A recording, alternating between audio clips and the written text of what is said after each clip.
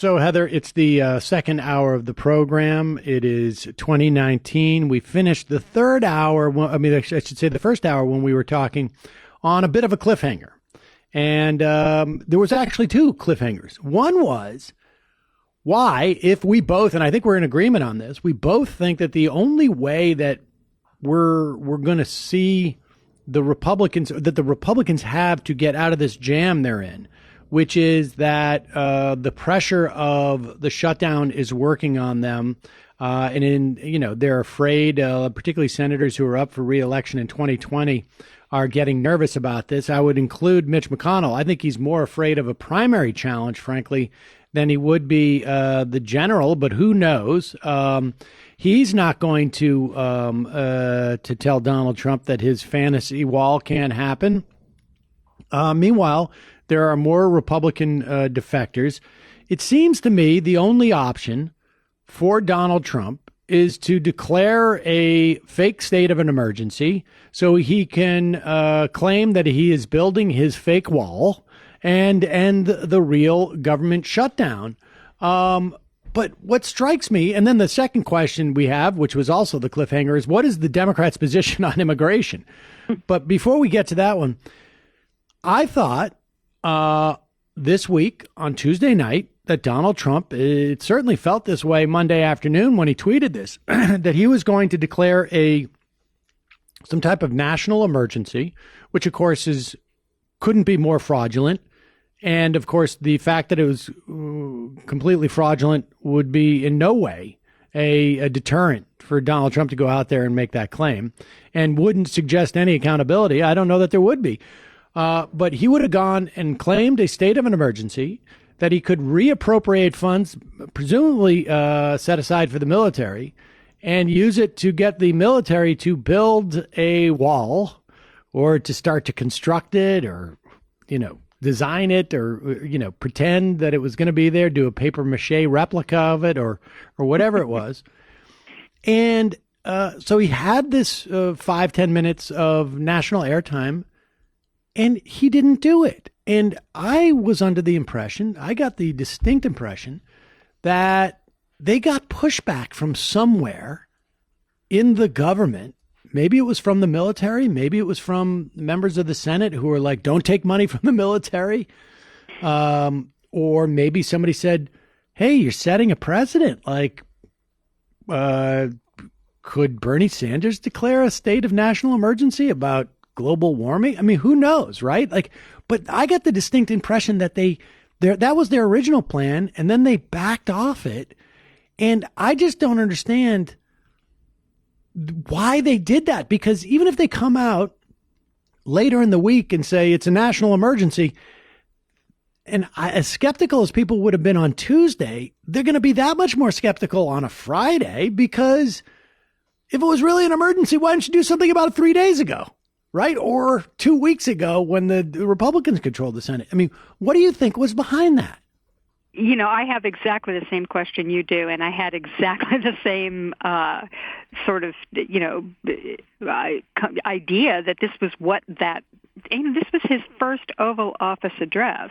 Now, why would you use that to just give your, a sort of warmed over, tepid, boilerplate version of what you've been saying for 3 years? There was no point to it. There was nothing there that was any different or new or newsworthy about it. If they had, it seems obvious to me that they originally planned to do it to announce the national emergency.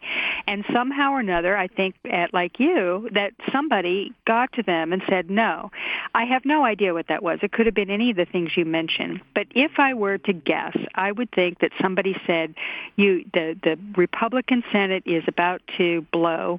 You're losing them in droves, and the national emergency thing has them a little spooked.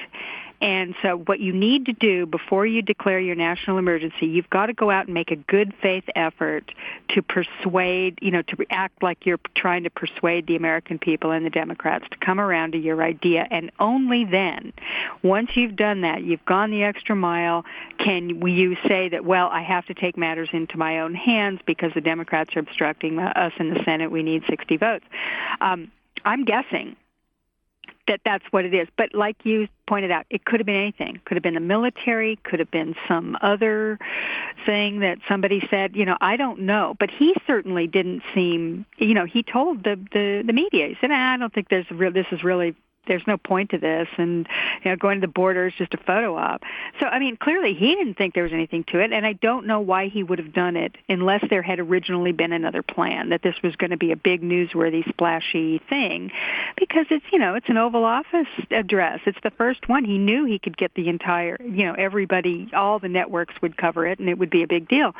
So, and he loves the State of the Union. Right, and they're not going to come and cover a second one, right? Like, they're not going to all line up to carry it again after.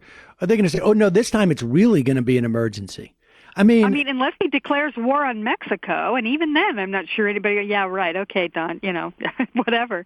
I think it's absolutely true. Now, I do think that the Senate has to be coming to the conclusion that there's no way out for them, unless I guess if 20 or 30 of their. How many would it take for Mitch McConnell to say, I have to bring this thing to the floor, Mr. President, I have to do it? It would take a lot, and I just cannot see it happening. There are quite a few, maybe 10 they could get, but would that be enough for McConnell to say he has no choice? I don't think so.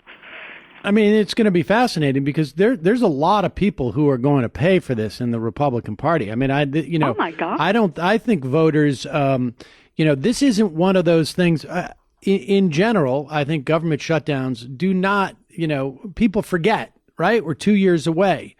But this is going to start a narrative that, to the extent that it hasn't already with the voters of these senators, that there's a real problem with Donald Trump and with their allegiance to Donald Trump. Like, I don't know that people can find the nuance here. And Donald Trump, one of the things I've been struck by over even the course of this is that we have Donald Trump announcing, like literally saying, the shutdown will be my fault. The shutdown is mine. I own the shutdown. And yet we still see some vestige of the media. AP fact check later in the week. It takes two to tango. And others saying, well, why don't you Democrats, meet them halfway type of thing. How much more explicit could it have been? I own this shutdown, basically. You can call it the Trump shutdown. And yet the media is trying to make this false equivalency. I just don't think this is going to stick if they try and blame this on the Democrats. And I think this is going to that's what's putting so much pressure on these Republicans. And it's going to be fascinating. I don't see any other way out. But again, now he's going to just have to declare national emergency, on a Friday afternoon. Nobody's going to cover it. And we're all supposed to believe it. All right. Well, listen, we got to take a quick break. When we come back, we've talked about his failure in that 5-minute address to the American public, but let's talk about what followed it, which was a response by Nancy Pelosi and Chuck Schumer, and how that failed to create a distinction that I think might be okay in the context of the government shutdown, but the Democrats have some reckoning to do, and they seem to be avoiding it. We got to take a quick break. We'll be right back with Digby after this Ring of Fire Radio.